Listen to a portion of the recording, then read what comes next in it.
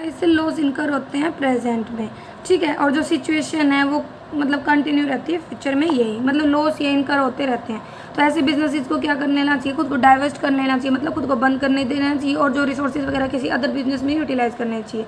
जब business phase withdrawal में हो, ठीक है, 2 और 4 में, तो कहता है कि ऐसी सिचुएशन में क्या होता है कि देखो बिजनेस सेक्टर एवरेज होता है, उसका प्रोस्पेक्टस और जो कम्पिटिटिव कैपेबिलिटीज़ हैं वो भी एवरेज होती हैं, ठीक है।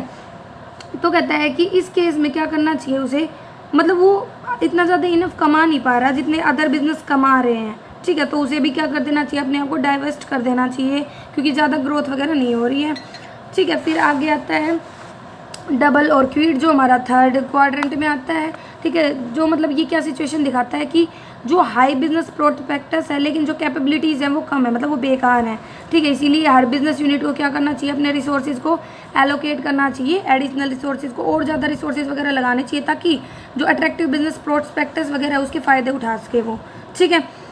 फिर बात आती है कस्टोडियल में बोल रखा है कि जो बिज़नेस है मतलब जो 5th क्वाड्रेंट में होता है तो वो इस कैटेगरी में आता है जहाँ पे एवरेज कैपेबिलिटी है वो गिर रही है और जो बिज़नेस प्रोस्पेक्टस है वो भी एवरेज है।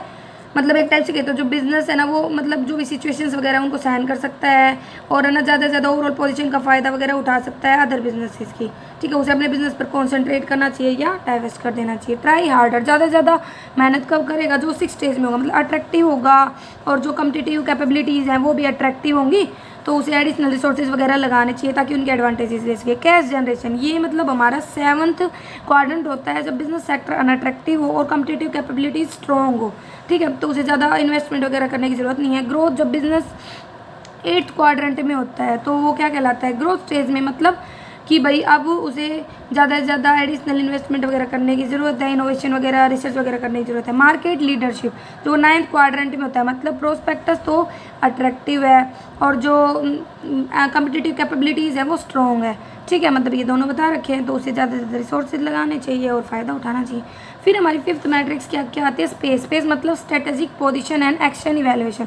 Strategic position and action evaluation space एक एक्सटेंशन है, दो जो 2D पोर्टफोलियो एनालिसिस है उसका जो हेल्प करती है एक ऑर्गेनाइजेशन को ये देखने के लिए कि एक एप्रोप्रिएट स्ट्रेटेजिक पोस्चर क्या है। पोस्चर मतलब जैसे कोई किसी पोजीशन में बैठा है तो हम कहते हैं देखिए ऐसे पोस्चर में बैठा है। पोस्चर मतलब स्थिति, सिचुएशन कैसे वो बैठा है। तो स्पोर्ट्स में 4 डायमेंशन आते हैं, ऑर्गेनाइजेशनल कम्पिटिटिव एडवांटेजेस, ऑर्गेनाइजेशनल की फाइनेंशियल स्ट्रेंथ, तो इंडस्ट्रियल स्ट्रेंथ, इन्वायरमेंटल स्टेबिलिटी, ठीक है। तो इसमें जैसे इसने बता रखा है भाई कम्पिटिटिव एडवांटेजेस कौन कौन सी होते हैं एक फर्म के लिए, इंडस्ट्रियल स्ट्रेंथ क्या क्या होती हैं, फाइनेंशियल स्ट्रेंथ क्या होती हैं और इन्वायरमेंटल स्टेबिलिटी क्या होती है। तो फिर इसने डायग्राम दिया कि जो मतलब इसमें डिग्रीज होती हैं वो 0 से 5 में लाई करती है। 0 इंडिकेट करता है बहुत ज़्यादा अनफेवरेबल सिचुएशन को और 5 इंडिकेट करता है मतलब बहुत ज़्यादा फेवरेबल सिचुएशन को। इसमें देखो यहाँ पे फाइनेंशियल स्ट्रेंथ है, यहाँ पे कम्पिटिटिव एडवांटेजेस, यहाँ पे इंडस्ट्री की स्ट्रेंथ और यहाँ पे इन्वायरमेंटल स्टेबिलिटी। फिर इसमें ना इसने 4 पोस्चर्स ले रखे हैं, कंजर्वेटिव, एग्रेसिव, कम्पिटिटिव और डिफेंसिव। तो कहता है कि जब वो एग्रेसिव पोस्चर में होता है तो उस सिचुएशन ऐसी होती हैं जहाँ पे ना उसके पास स्ट्रॉन्ग फाइनेंशियल स्ट्रेंथ है, ठीक है, और इंडस्ट्री है ना वो बहुत ज़्यादा अट्रैक्टिव है और इन्वायरमेंट स्टेबल है, ठीक है। तो वो कैसी सिचुएशन में होगा, एग्रेसिव में, लेकिन फिर भी उसे मतलब कॉन्सेंट्रेट करने की ज़रूरत है, expansion, vertical integration, concentric diversification वगैरह को। फिर आता है कम्पिटिटिव पोस्चर। इसमें क्या कहता है कि ये सूटेबल होता है उन बिजनेस के लिए जो कम्पिटिटिव एडवांटेजेस वगैरह मतलब इन्जॉय करते हैं लेकिन उनकी फाइनेंशियल स्ट्रेंथ कम, मतलब पैसे वगैरह की तो प्रॉब्लम रहती है लेकिन वो कम्पिटिटिव एडवांटेज अपने कम्पिटिटर से ज़्यादा इफेक्टिव है, क्वालिटी वगैरह किसी भी चीज़ में हो सकते हैं। ये ऑपरेट करता है अट्रैक्टिव इंडस्ट्री वगैरह लेकिन लिमिटेड फाइनेंशियल स्ट्रेंथ वगैरह रखता है। कंजर्वेटिव पोस्चर कहता है कि उन बिजनेस वगैरह के लिए अडॉप्ट किया जाता है जिनकी जो फाइनेंशियल स्ट्रेंथ है वो बहुत ज़्यादा लिमिटेड है, ठीक है, मतलब इतनी ज़्यादा अट्रैक्टिव नहीं है। और डिफेंसिव पोस्चर मतलब डिफेंस करना, मतलब एक टाइप से रक्षा वाला आ जाता है ना डिफेंस से रिलेटेड। तो डिफेंसिव पोस्चर स्टेबल होता है जिनकी लो फाइनेंशियल स्ट्रेंथ और लैक कम्पिटिटिव एडवांटेजेस, तो उन्हें अपना ध्यान रखना चाहिए, डाइवर्स्ट कर देना, खुद को लिक्विडेट कर लेना चाहिए, अदर फॉर्म ऑफ रिट्रेंचमेंट कर देनी चाहिए। अब 6 टेक्निक आती है quantitative strategic planning. On the basis अब हमने डिस्कशन कर लिया, अलग अलग टेक्निक्स वगैरह पढ़ ली, एनालाइज कर लिया, टेक्निक्स वगैरह को मैच वगैरह कर लिया। अब एक नई टेक्निक आती है quantitative strategic planning matrix, QSPM बोल देते हैं। इसमें ये क्या करता है, ये एक्सटर्नल और इंटरनल जो क्रिटिकल सक्सेस फैक्टर होता है उनको लेके चलता है। तो देखो इसमें क्या होता है, इसमें जो लेफ्ट कॉलम होता है ना उसमें एक्सटर्नल फैक्टर और इंटरनल फैक्टर वगैरह रख दिए जाते हैं। 6 स्टेप्स होती हैं इसके अंतर्गत इसको डेवलप करने के लिए। पहले स्टेप में तो फर्म क्या करती है, एक्सटर्नल और इंटरनल फैक्टर्स को लेके चलती है लैगेज अपॉर्चुनिटी थ्रेड्स वगैरह, स्ट्रेंथ एंड वीकनेस वगैरह। फिर उसके बाद उन्हें वेट वगैरह असाइन कर देती है, जितने भी एक्सटर्नल इंटरनल फैक्टर होते हैं। फिर मैच करके चलती है, एग्जामाइन करती है अल्टरनेटिव स्ट्रेटजीज वगैरह को ऑर्गेनाइजेशन की जो इंप्लीमेंट वगैरह करनी है। फिर उनको स्कोर वगैरह देती है और लास्ट में कंप्यूट करती है स्कोर वगैरह को, टोटल इफेक्टिव स्कोर को कंप्यूट कर लेते फिर पता चल जाता है कि भाई वो इफेक्टिव है नहीं चाहिए। देखो लेफ्ट साइड हमें एक्सटर्नल फैक्टर और इंटरनल फैक्टर दिखा रखे, फिर वेट दे रखा है। फिर उनको जैसे स्ट्रेटजी 1 है, स्ट्रेटजी 2 है, स्ट्रेटजी 3 है, इनको स्कोर वगैरह देंगी।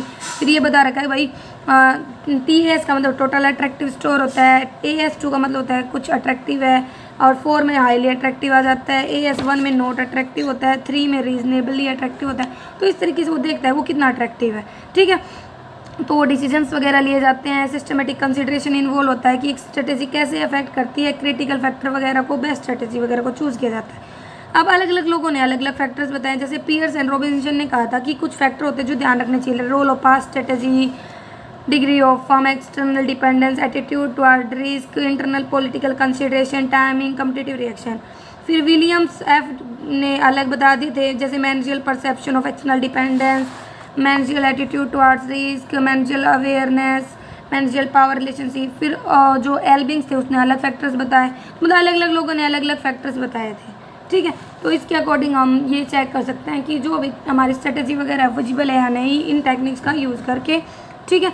तो फिर बता रखे एक असेसमेंट पूरी जो हमने टेक्निक्स वगैरह लगाए थे, ये कहता है कि 1960 के मिड में आई थी, फिर लेकिन ये बिल्कुल फैड हो गई थी, इतनी ज़्यादा पॉपुलर नहीं थी। फिर 1970 के दौरान फिर से ये अराइज हुई, ये टेक्निक्स वगैरह इनको अज्यूम किया गया, भाई माना गया, तो इनका फिर यूज़ वगैरह करके बिजनेसेस वगैरह ने ये देखा कि हमें रिसोर्सेज वगैरह को कहाँ पे एलोकेट करना, अलग अलग बिजनेस यूनिट में कौन सा प्रोडक्ट हमारे लिए सुटेबल है, कब हम हाई स्टेज में, कब लो स्टेज में, वो सब डिसीजन लिए। Thank you. अगर आपको इन सभी टेक्निक्स वगैरह में कोई भी कन्फ्यूजन है तो आप कमेंट करके पूछ सकते हैं। इसे लाइक करें, सब्सक्राइब करें और अपने फ्रेंड्स में शेयर करें।